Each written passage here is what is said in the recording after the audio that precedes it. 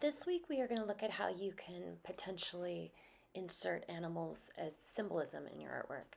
I had ordered a bunch of butterflies for the little kids to paint and draw, and I realized, oh, this would be great for us because there's a long history of painting butterflies and other insects.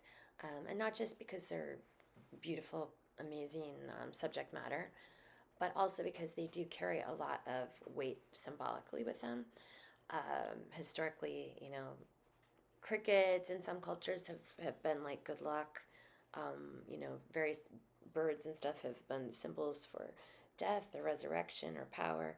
But we're going to look at specifically butterflies, first of all, with Danielle Mckinney, who you probably know if you've taken the class before, is one of my favorite painters. She actually did a show recently called Metamorphic with a very direct link towards between butterflies and as an image for metamorphosis.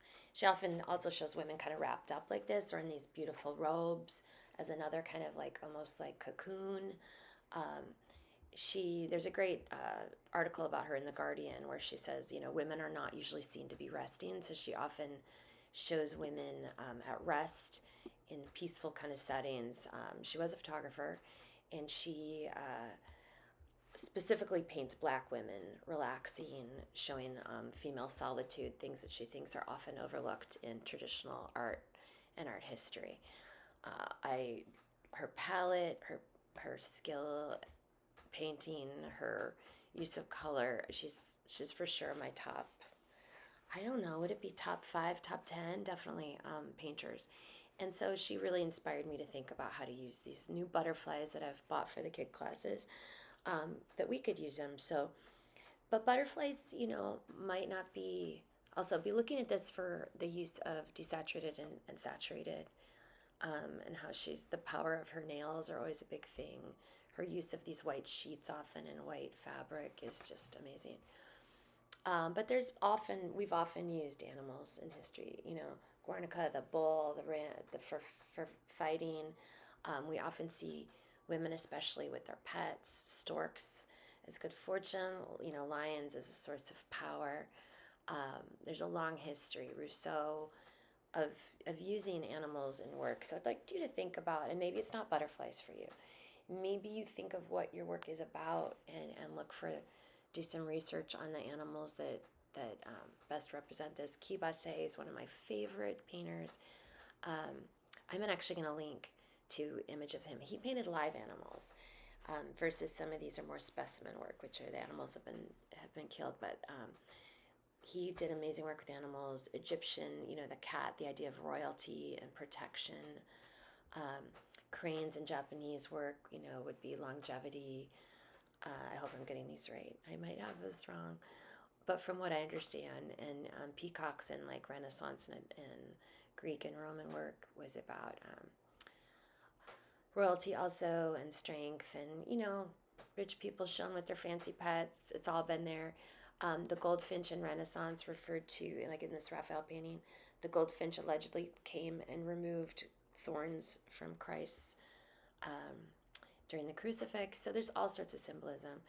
And we see animals just used in modern art a lot. Bob Thompson, who I love, often depicts kind of these birds that are like more mythology than they are actual birds. Franz Marc would kind of do a geometric take. Luca Bu, I think that's how you pronounce it, would often do these tigers. Obviously, Frida Kahlo was always using birds and monkeys. Some people think the monkeys represent her unborn children that she was not able to have because of her accident. But yeah, she was constantly using symbolism of all sorts, but often animal symbolism. So, maybe think about what do you want to do a self-portrait with animals? That would be amazing. Do you want to just depict animals as some sort of substitute for you, or to talk about the goals you have or your dreams? Animals are really remarkable symbols. Rose Wiley, she does these, these are massive. These are like wall-size paintings where these animals are these huge looming, even the kitties are, bigger than us. So maybe you want to do silhouettes of animals. Maybe enter enter tomorrow, and this is going to be a 2 week, I believe. I hope this is going to be 2 week.